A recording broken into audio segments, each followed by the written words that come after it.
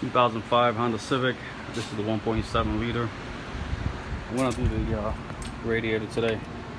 Try to remove this radiator because I don't know if you can pick up, the camera can pick up on it, but there's a crack right here. There's a hairline crack that goes all across the top of the radiator here.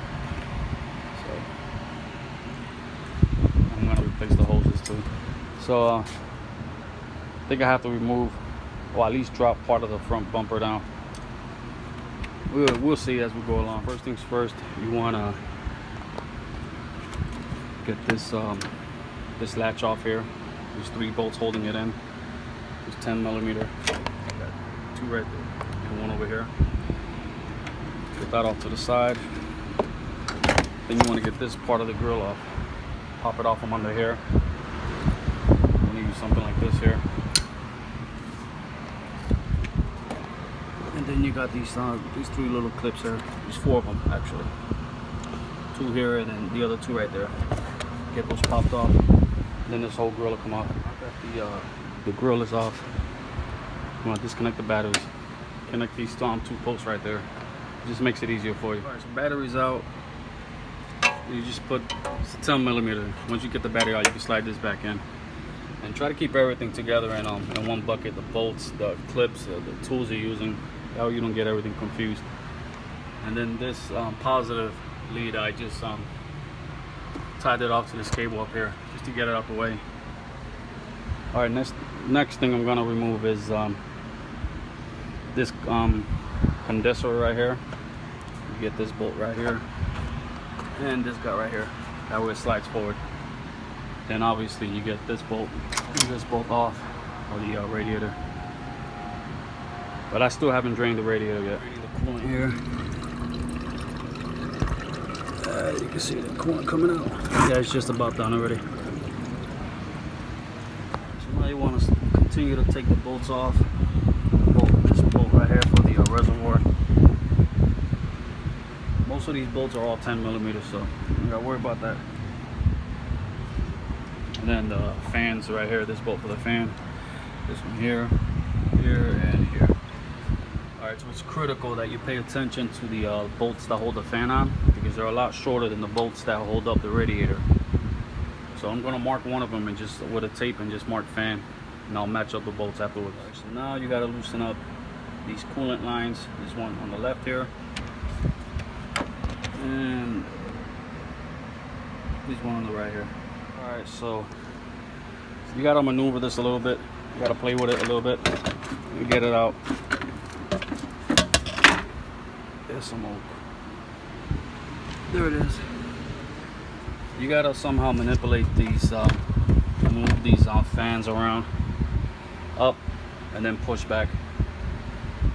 But it's not that bad. That little oil you see there, that's from the coolant lines. And these guys right here. So that's that. There it is.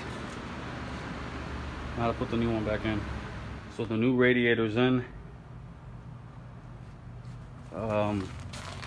I was gonna leave the old fittings on the line, on the cooling lines, but since this one has the new ones, I just might as well go ahead and replace them. You can see right there, I already took them off. They're not that hard to pull off. Usually these are fine, you can use them again, but again, since I have them, might as well put them on. All right, so the new fittings are installed. That guy there too. Just remember the orientation where they go, even though you can loosen it up if need be, and you could maneuver them around to get them into the radiator. So all right, now the fun part starts. I'm going to try to get this radiator in here now. I forgot to mention to you that, believe it or not, this little petcock right here will prevent you from either pulling out the radiator or pulling it back in. This stupid little plug right there, it's just enough. It won't clear this air. Before you install the radiator, just make sure you use the cardboard box that the new radiator came in. Cut it out to the size of the radiator, just to protect the front and the back of the radiator from any mishaps. The radiator banging into something, and you don't want to risk ruining the fins on the radiator. So this is a little practice I've always done. Protect the front and the back, and you can easily slide it out. Be like this here, and the front there too. All right, so everything's back on. All the bolts are where they're supposed to be. All the grommets, all the spacers, the clamp, this is back on. The battery's back on. I just put this tape right here because the cover for the positive post is missing, so you easily make a contact with this here. So, but all the hoses are tightened down. Everything's connected back to where it's supposed to be. The fans are back on. Just gonna let it warm up for a little while, for about 15 or 20 minutes to see what happens. Hopefully she'll be all right.